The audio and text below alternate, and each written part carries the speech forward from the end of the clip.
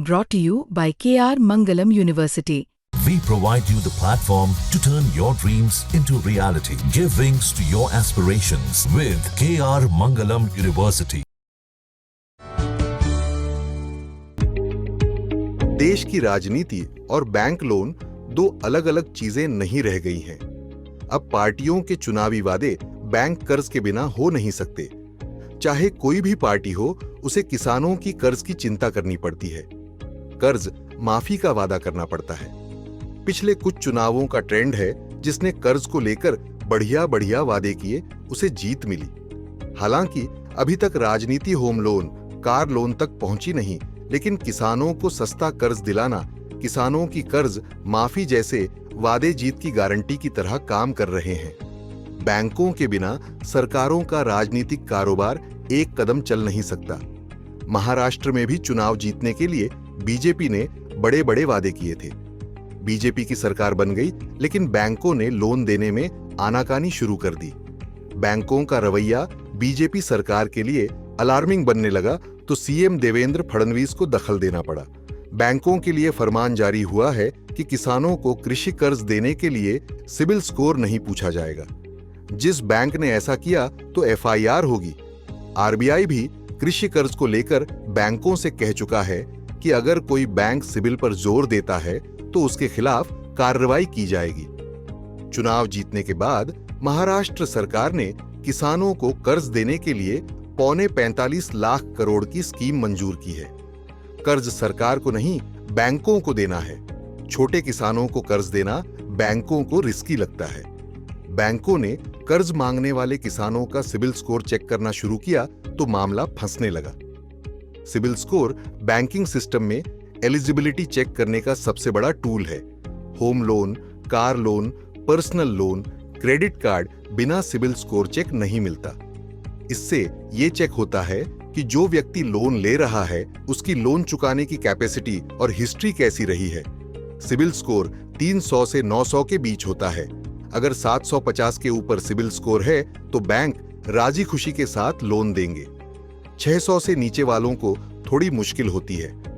किसानों के मामले में सिबिल क्राइटेरिया लागू होने से किसानों के लिए बैंकों से कर्ज मुश्किल हुआ। किसानों का कर्ज देश में अलग समस्या बना हुआ है। महाराष्ट्र उन राज्यों में टॉप पर है जहां सबसे ज्यादा कर्ज के कारण किसानों ने आत्महत्याएं की। कई सरकारों ने लाखों किसानों के कर्ज माफ किए। कर्ज माफी से सिबिल स्कोर इंप्रूव नहीं होता। अगर बैंक सिबिल देखने लगे तो सरकारी योजनाओं के लिए भी कर्ज मिलना टेढ़ा होगा। किसानों को कर्ज के नियम लगभग सभी बैंकों में एक जैसे हैं। मोटे तौर पर क्राइटेरिया ये है कि लोन के लिए बैंक जाना होगा। ऑनलाइन भी कर सकते हैं। उम्र 18 से 65 के बीच होनी चाहिए। खेती करने के लिए जमीन होनी चाहिए। जमीन पर मालिकाना हक होना चाहिए। कोई क्रिमिनल रिकॉर्ड न हो, कोई लोन डिफॉल्ट न किया हो। एप्लीकेशन फॉर्म भरना होगा। 2 पासपोर्ट फोटो लगानी होगी। किसान क्रेडिट कार्ड है तो उसकी डिटेल देनी होगी। पहचान के लिए Aadhaar, voter ID, PAN card, ration card जैसे डॉक्यूमेंट दे सकते हैं।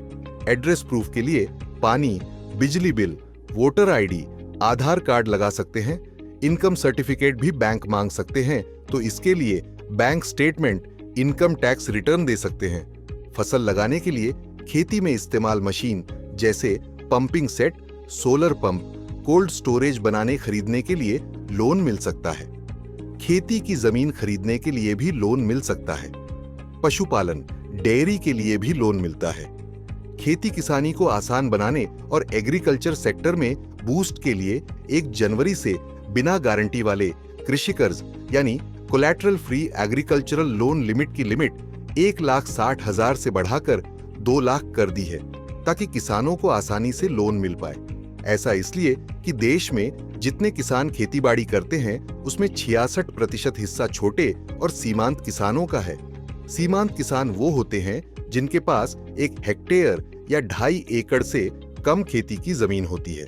कृषि कर्ज के मामले में इंटरेस्ट रेट तय करने में ज्यादा सरकार का रोल होता है। सरकार सब्सिडी पर किसानों को बैंकों से कर्ज दिलाती है। केंद्र सरकार किसानों को 3 लाख का कर्ज 4% इंटरेस्ट रेट पर दिलाने की स्कीम चला रही है। किसानों की योजनाएं केंद्र सरकार, राज्य सरकारें, बैंक और आरबीआई मिलकर बनाते और लागू करते हैं। राज्य सरकारें अपनी सुविधा से अलग योजनाएं भी चलाते हैं। न्यूज तक ब्यूरो।